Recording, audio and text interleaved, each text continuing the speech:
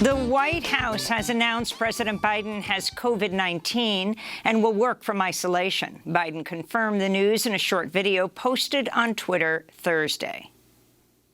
Hey, folks, guess you heard this morning I tested positive for COVID. But I've been double vaccinated, double boosted. Symptoms are mild, and I really appreciate your inquiries and your concerns. But I'm doing well. I'm getting a lot of work done. Biden said he immediately began taking Paxlovid, the antiviral medication produced by Pfizer that significantly cuts the risk of hospitalization and death in COVID patients. The White House said it's carrying out contact tracing to warn Biden's close contacts they're at risk of COVID-19, but declined to say how many people might be impacted. Over the last week, Biden's traded handshakes with senior Israeli officials in Jerusalem, fist-bumped Saudi Crown Prince Mohammed bin Salman in Jeddah, Saudi Arabia, and traveled to Massachusetts to promote clean energy with Senator Warren and John Kerry. Throughout those public appearances and others in recent months, Biden has consistently declined to wear a mask. On Thursday, COVID response coordinator Dr. Ashish Jha defended the White House's safety protocols. We always said that this was a possibility. I think I even said it from this stage that this was a possibility. I think that the protocols have kept him from getting infected, but we knew that this was a possibility with this incredibly contagious variant. Biden will turn 80 shortly after November's midterm elections. Even in young and fully vaccinated people, COVID-19 can cause long-term effects that are still poorly understood, including neurological and mental health problems, cardiac damage, inflammation, and fatigue. Meanwhile, Vice President Kamala Harris, second in line to the presidency, plans to maintain her schedule this week, even though she's considered a close contact of Biden's. This all comes amidst another wave of COVID-19 cases driven by the BA.5 Omicron variant, with about 3,000 U.S. residents dying of the disease each week. The House Select Committee to investigate the January 6th attack held prime-time hearing Thursday night focused on Donald Trump's refusal to take action as his supporters attacked the Capitol. Lawmakers focused on the 3-hour period on January 6th after Trump urged his supporters to march to the Capitol and fight like hell. He knew many were armed. They also played previously unseen outtakes of a speech Trump delivered on January 7th when the president repeatedly refused to read prepared lines declaring that the 2020 election was over. The demonstrators who infiltrated the Capitol have defied the seat of justice. It's defiled, right? See, I can't see it very well. Okay, I'll do this. I'm going to do this. Let's go. But this election is now over.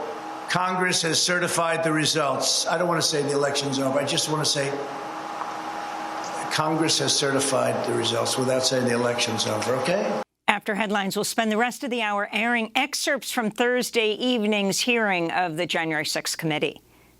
A government watchdog has opened a criminal investigation into the Secret Service's destruction of text messages sent around the time of the January 6, 2021 attack on the Capitol. In announcing its probe, the Office of the Inspector General of the Department of Homeland Security noted the messages were deleted after officials requested them in order to aid the House January 6 committee's investigation, after the officials requested they be preserved.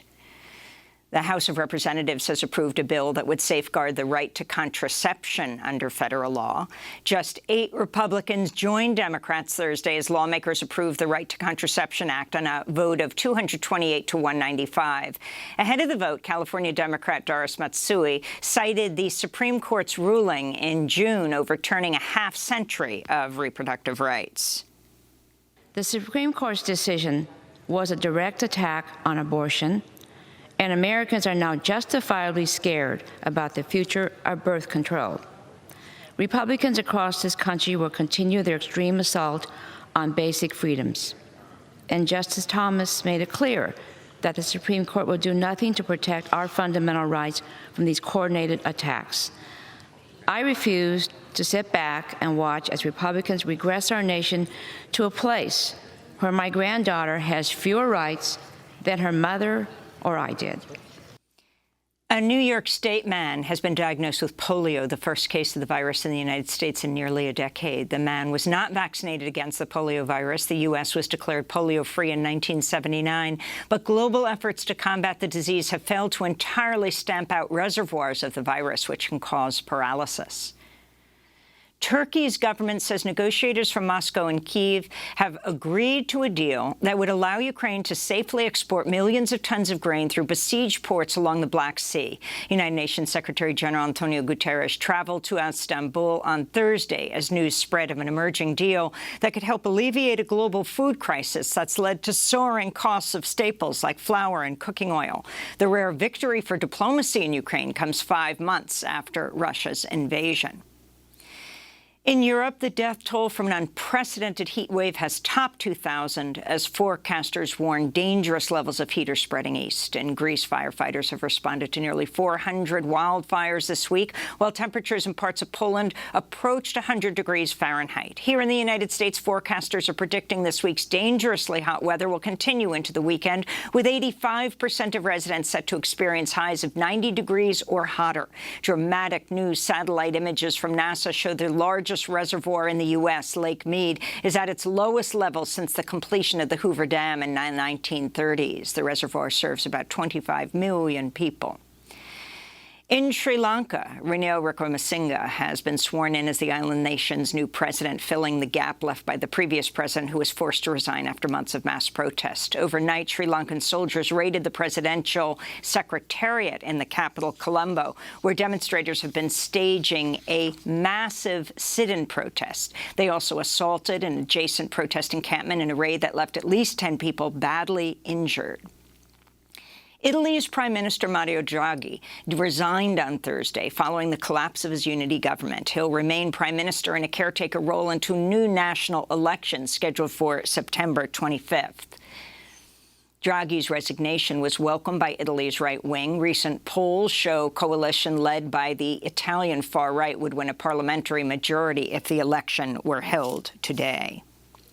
The Biden administration's cleared another prisoner for release from the U.S. military prison at Guantanamo Bay. The United States has imprisoned Khalid Ahmed Qasem of Yemen at Guantanamo since May of 2002 without charge or trial. The human rights group Reprieve says he was severely tortured, forced to sleep standing up, subjected to freezing temperatures, left shackled and unable to walk for long stretches.